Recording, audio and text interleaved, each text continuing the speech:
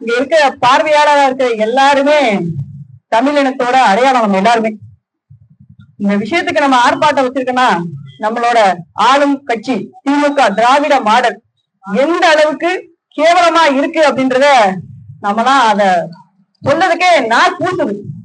மகாகவி பாரதியார் அப்படின்னு எடுத்துட்டா பாரதியாரோட புகழ் தமிழ்நாட்டுல மட்டும் இல்ல, இந்தியாவில மட்டும் இல்ல, உலகம் எங்கும் இருக்கு. நாடு சுதந்திரம் அடையணும் அப்படின்னு நம்ம நினைச்சிட்டு இருக்கும் போது நாடு சுதந்திரம் அடைஞ்சாதான் நம்ம அவரோட சுதந்திர தாகன்றது அளப்பரியது. நம்ம எல்லாரும் சுதந்திர வீரர்கள் அப்படின்னா அவங்களோட உடம்புல சுதந்திர அந்த போராட்டத்தை அந்த உணர்வு ஏற்படும். அவரோட பாடலை பாடினாலே நம்ம உடம்பெல்லாம் சுதந்திர போராட்ட அந்த வீரம் நம்ம உடம்புல ஆட்டோமேட்டிக்கா வந்துடும். அந்த அளவுக்கு பாடல்களை ஏற்படுத்தி தமிழகத்துல ஒரு பெரிய பாடல் மூலியமா புரட்சியை ஏற்படுத்தினது மகாகவி பாரதியார். நான் தமிழ் இனத்துக்காண்டி பாடுபடுறேன் அப்படின்னு சொல்லிட்டு திராவிட கட்சின்னு ஒண்ணு வச்சுக்கிட்டு மக்கள்கிட்ட ஓட்ட வாங்கி மக்களுக்கு எதிராக செயல்படுற திமுக அரசு இதுவரைக்கும் மக்களுக்கு எதிராக நடந்த எந்த விஷயத்துல கைதோ நடவடிக்கையோ எடுத்துட்டு சொல்லுங்க. எந்த விஷயத்தையும் நடவடிக்கை கிடையாது.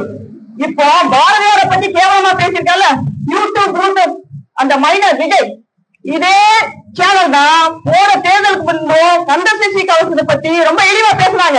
இந்த அரசாங்கம் என்ன செஞ்சிச்சு? அவங்களை கைது செஞ்சாங்களா? இல்ல அந்த யூடியூப் அந்த சேனலை முடக்கினாங்களா? கிடையாது. அவங்களை ஆதரிக்கவே இந்த திராவிட திமுக அரசு தான். இந்த தேர்தலுக்கு முன்னால மகாகவி பாரதியார் எடுத்துக்காங்க. போன தேர்தலுக்கு முன்னால கந்தசஷ்டி கவசத்தை எடுத்தாங்க. இந்த தேர்தலுக்கு முன்னால மகாகவி பாரதியார் எடுத்துக்காங்க. இந்த மாதிரி ஆளும் திமுக அரசுக்கு இந்த திராவிட கட்சின்னு சொல்லிட்டு தமிழனுக்காண்டி போராட தமிழின தலைவன் கலைஞர் ஐயா அவ அப்பா பேர் வச்சிருக்காரு. அப்பா பேச்ச இவர் கேட்கலையா? இல்ல நான் அப்பா பேரை கெடுக்கிற மாதிரி இவர் நடந்துக்கிறாரா? இதெல்லாம் யார் மக்களாகி நாம தான் கேட்கணும்.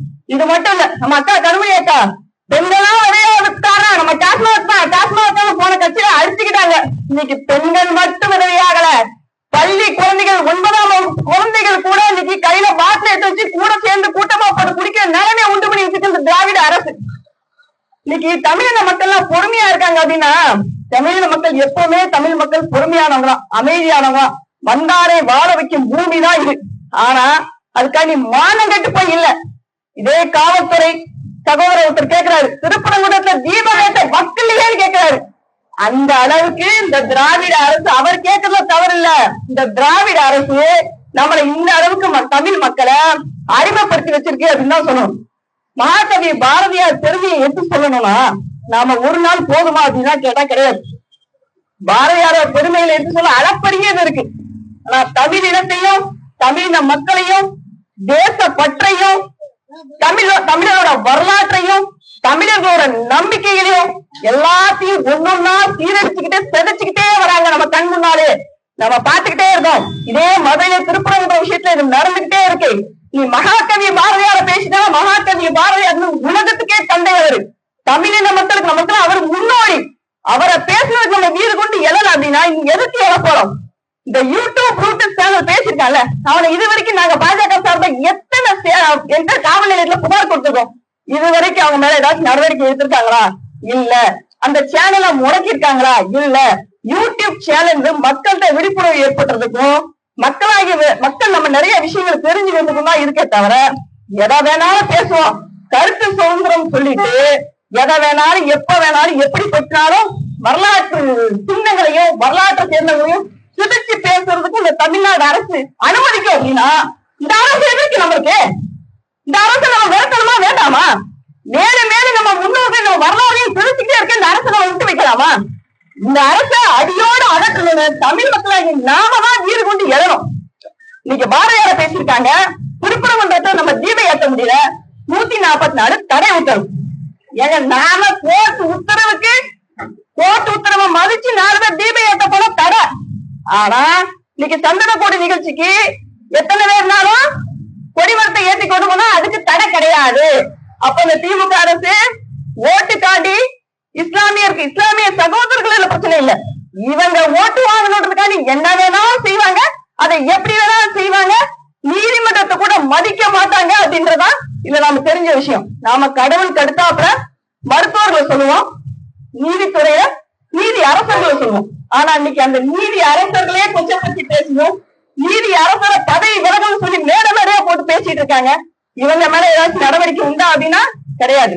நீதித்துறையவே எதிர்த்து நிற்கும் இந்த தமிழக அரசு சாமானிய மக்களுக்கு நீதி கிடைச்சிடும் நம்ம எதிர்பார்க்கலாம்.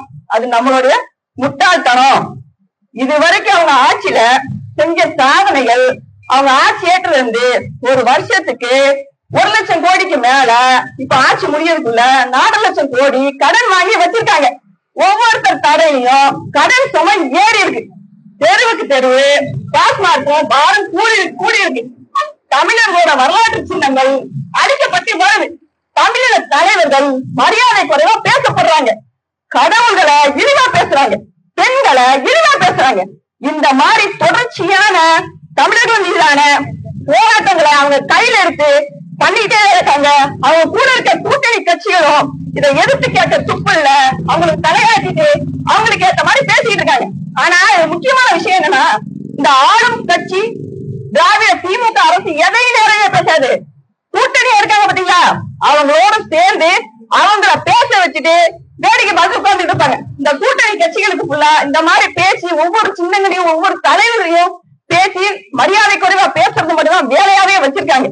ஆனா இதெல்லாம் நாம மக்கள் இதை பார்த்துக்கிட்டே அமைதியா இருந்தோம் அப்படின்னா நம்மளோட நிலை, தமிழ்நாட்டோட நிலை ரொம்ப மோசமா போயிடும். இவங்க சொல்ற நம்ம வரலாறை புரட்டி பாத்தீங்கன்னா, வரலாறு இவங்க சொல்ற வரலாறு, நம்ம திருப்பூர் விஷயத்துல வரலாறுலாம் பாத்தீங்கன்னா இவங்க சொல்றது கண் முன்னாலே பொய் அப்படின்னு நிரூபிக்கப்பட்டிருக்கு.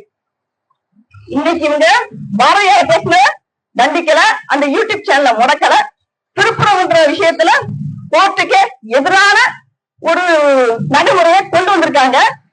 கடவுளை பத்தி நிந்திச்சு பேசினாலும் பெண்களை பத்தி நிந்திச்சு பேசினாலும் கைதோ எதுவோ கிடையாது. இதுவே நியாயத்துக்காண்டி போராடுறவங்கள அரெஸ்ட் பண்ணுவாங்க. கண்ணீரஞ்சலி மதுரையில இறந்தவருக்காண்டி கண்ணீரஞ்சலி ஓட்டுனா அதை கிழிப்பாங்க. அதாவது ஒரு நியாயத்துக்காண்டி போராடி ஒரு போராட்டமோ ஆர்ப்பாட்டமோ வச்சா அவங்களை ஓடி போய் குற்றவாளிகள் மாதிரி இரவோட இரவா கைது பண்ணுவாங்க. நேர்மைக்கு என்னைக்குமே இந்த திராவிட அரசு செழிசாய்க்காது. அநீதிக்கும் அக்கிரமத்துக்கு மட்டும்தான் செழிசாய்க்கும்.